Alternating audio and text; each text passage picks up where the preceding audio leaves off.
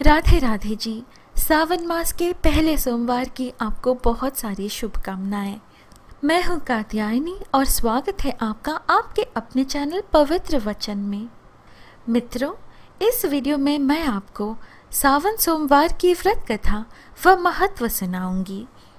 मित्रों, सावन का महीना भगवान शिव जी को बहुत ही प्रिय होता है।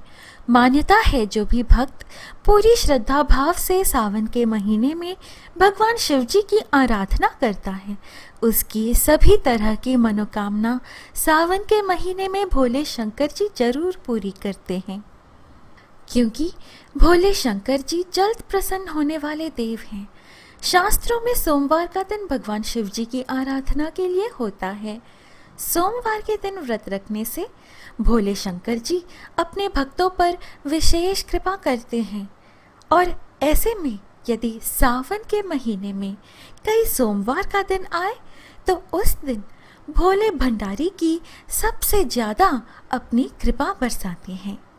सावन का पूरा महीना भगवान शिव जी की भक्ति के लिए समर्पित होता है।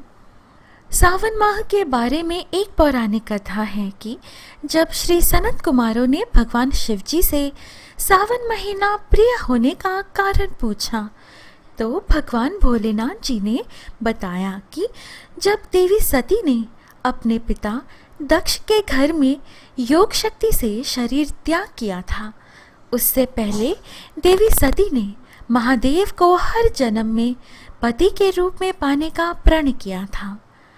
अपने दूसरे जन्म में देवी सती ने माँ पार्वती के नाम से राजा हिमाचल और रानी मैना के घर में पुत्री के रूप में जन्म लिया। पार्वती जी ने युवावस्था के सावन महीने में निराहार रहकर कठोर व्रत किया था और शिव जी को प्रसन्न कर उनसे विवाह किया था, जिसके बाद ही महादेव के लिए यह माह विशेष हो गया। इसलिए सावन के पूरे महीने भगवान शिव जी की विशेष पूजा अर्चना की जाती है। भक्त सावन सोमवार के व्रत रखते हैं। कहा जाता है कि इस व्रत को करने से भगवान शिव जी प्रसन्न होकर अपने भक्तों की सभी मनोकामनाएं पूर्ण कर देते हैं। सुखी वैवाहिक जीवन की कामना से भी सावन सोमवार व्रत रखने की मान्यता है।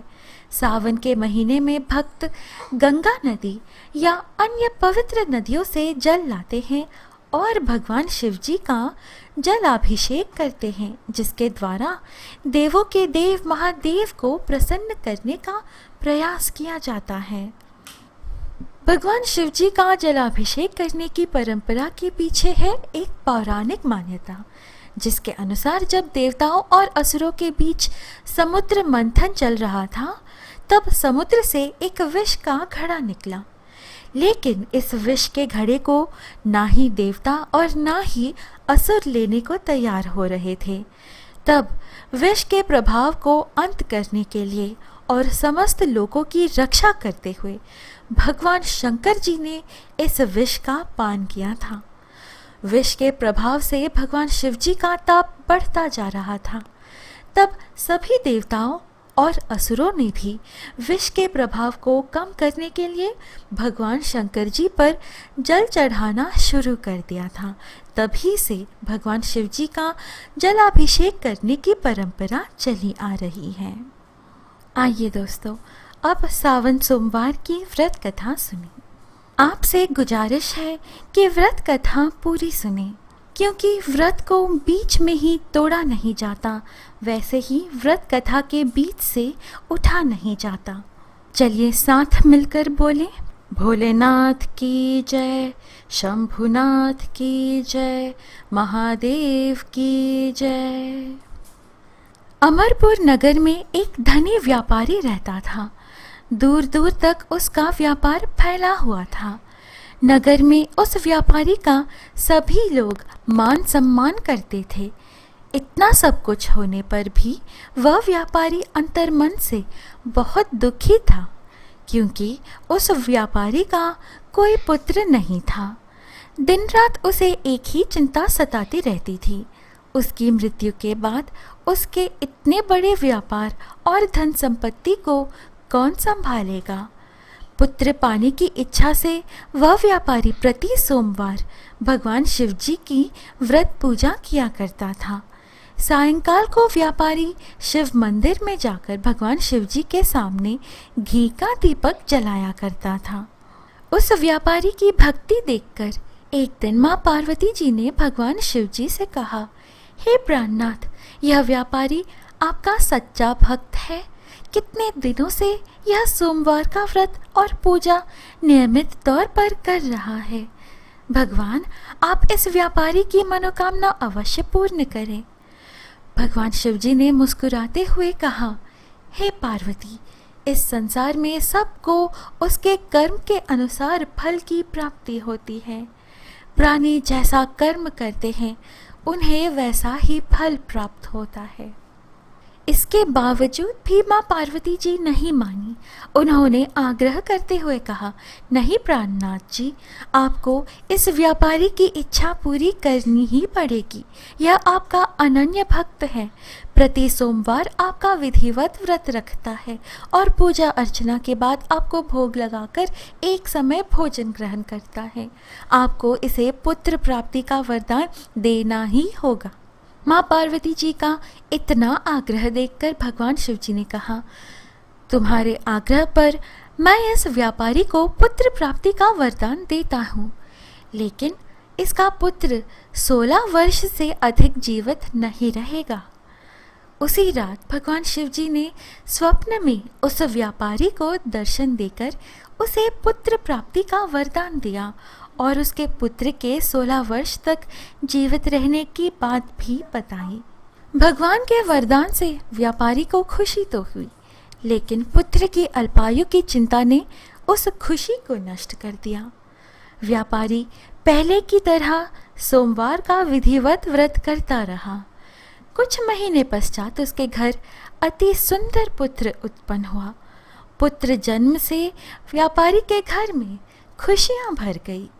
बहुत धूमधाम से पुत्र जन्म का समारोह मनाया गया। विद्वान ब्राह्मणों ने उस पुत्र का नाम अमर रखा। जब अमर 12 वर्ष का हुआ तो शिक्षा के लिए उसे वाराणसी भेजने का निश्चय हुआ। व्यापारी ने अमर के मामा दीपचंद को बुलाया और कहा कि अमर को शिक्षा प्राप्त करने के लिए वाराणसी छोड़ आओ। अमर अपने मामा के साथ शिक्षा प्राप्त करने के लिए चल दिया। रास्ते में जहाँ भी अमर और दीपचंद रात्रि विश्राम के लिए ठहरते, वही यज्ञ करते और ब्राह्मणों को भोजन कराते थे। लंबी यात्रा के बाद अमर और दीपचंद एक नगर में पहुंचे। उस नगर के राजा की कन्या के विवाह की खुशी में पूरे नगर को सजाया गया था।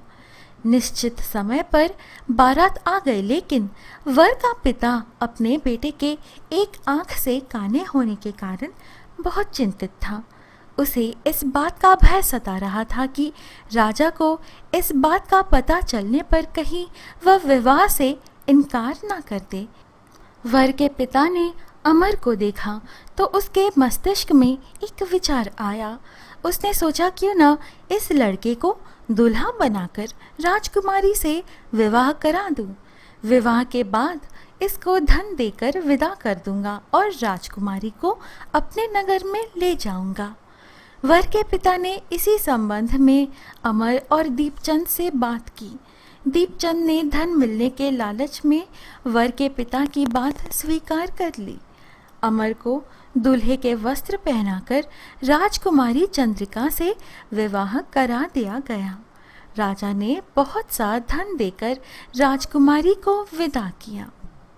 अमर जब लौट रहा था तो सच नहीं छिपा सका और उसने राजकुमारी की ओढ़नी पर लिख दिया, राजकुमारी चंद्रिका, तुम्हारा विवाह तो मेरे साथ हुआ था।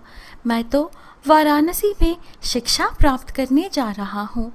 अब तुम्हें जिस नवयुवक की पत्नी बनना पड़ेगा वह कान्हा है। जब राजकुमारी ने अपनी ओढ़नी पर लिखा हुआ पढ़ा तो उसने काने लड़के के साथ जाने से इनकार कर दिया। राजा ने सब बातें जानकर राजकुमारी को महल में रख लिया। उधर अमर अपने मामा दीपचंद के साथ वाराणसी पहुंच गया। अमर ने गुरुकुल में पढ़ना शुरू कर दिया। जब अमर की आयु 16 वर्ष पूरी हुई तो उसने एक यज्ञ किया। यज्ञ की समाप्ति पर ब्राह्मणों को भोजन कराया और खूब अन्न वस्त्र दान किए। रात को अमर अपने शयन कक्ष में सो गया। शिव के वरदान के अनुसार शयनावस्था में ही अमर के प्राण पखेरु उड़ गए। सूर्योदय पर मामा अमर को मृत देखकर रोने पीटने लगा। आसपास के लोग भी एकत्र होकर दुख प्रकट करने लगे। मामा के रोने विलाप करने के स्वर समीप से गुजरते हुए भगवान शिवजी और माता पार्वती जी ने भी सुने। माँ पार्वती जी ने भगवान शिवजी से कहा, प्राणनाथ, मुझसे इसके रोने के स्वर सहन नहीं हो रहे, आप इस व्यक्ति के कष्ट अवश्य दूर करिए। भगवान शिवजी ने माता पार्वती जी के साथ अदृश्य रूप में समीप जाकर अमर को देखा तो माँ पार्वती जी से बोले, हे पार्वती, यह तो उसी व्यापारी का पुत्र है। मैंने इसे 16 वर्ष की आयु का वरदान दिया था। इसकी आयु तो पूरी हो चुकी है। माँ पार्वती जी ने फिर से भगवान शिवजी से निवेदन किया, हे प्राणनाथ, आप इस लड़के को जीवित करें, नहीं तो इसके माता पिता पुत्र की मृत्यु के कारण रो रो कर अपने प्राणों का त्याग कर देंगे। इस लड़के का पिता तो आपका परम भक्त है। वर्षों से सोमवार का व्रत करते हुए आपको भोग लगा रहा है। माँ पार्वती जी के आग्रह करने पर भगवान शिवजी ने उस लड़के को जीवित होने का वरदान दिया और कुछ ही पल में वह जीवित होकर उठ बैठा। शिक्षा समाप्त करके अमर मामा के साथ अपने नगर की ओर चल दिया। दोनों चलते हुए उसी नगर में पहुंचे जहां अमर का विवाह हुआ था। उस नगर में भी अमर ने यज्ञ का आयोजन किया। समीप से गुजरते हुए नगर के राजा ने यज्ञ का आयोजन देखा। राजा ने अमर को तुरंत पहचान लिया। यज्ञ समाप्त होने पर राजा अमर और उसके मामा को महल में ले गया और कुछ दिन उन्हें महल में रखकर बहुत सा धन वस्त्र देकर राजकुमारी चंद्रिका के साथ विदा किया। रास्ते में सुरक्षा के लिए राजा ने बहुत से सैनिकों को भी साथ भेजा। दीपचंद ने नगर में पहुंचते ही एक दूत को घर भेजकर अपने आगमन की सूचना भेजी। अपने बेटे अमर के जीवित वापस लौटने की सूचना से व्यापारी बहुत प्रसन्न हुआ। व्यापारी अपनी पत्नी और मित्रों के साथ नगर के द्वार पर पहुंचा। अपने बेटे के विवाह का समाचार सुनकर पुत्रवधू राजकुमारी चंद्रिका को देखकर उसकी खुशी का ठिकाना न रहा। उसी रात भगवान शिवजी ने व्यापारी के स्वप्न में आकर कहा, हे श्रेष्ठी, मैंने तेरे सोमवार के व्रत करने और व्रत कथा सुनने से प्रसन्न होकर तेरे पुत्र को लंबी आयु प्रदान की है। व्यापारी बहुत प्रसन्न हुआ। सोमवार का व्रत करने से व्यापारी के घर में खुशियाँ लौट आई। शास्त्रों में लिखा है कि जो स्त्री पुरुष सोमवार का विधिवत व्रत करते और व्रत कथा सुनते हैं, उनकी सभी इच्छाएं पूरी होती हैं। इस प्रकार सावन सोमवार की व्रत कथा संपूर्ण होती है। प्रिय मित्रों, आशा है आज की यह प्रस्तुति आपके व्रत में लाभदायक रही हो। इस वीडियो को अपने बंधु मित्रों के साथ ज़्यादा से ज़्यादा शेयर कीजिएगा ताकि वे भी इसका लाभ उठा सकें। हमारी मुलाकात फिर होगी अगली वीडियो में। तब तक मुझे आज्ञा दीजिए। हर हर महादेव।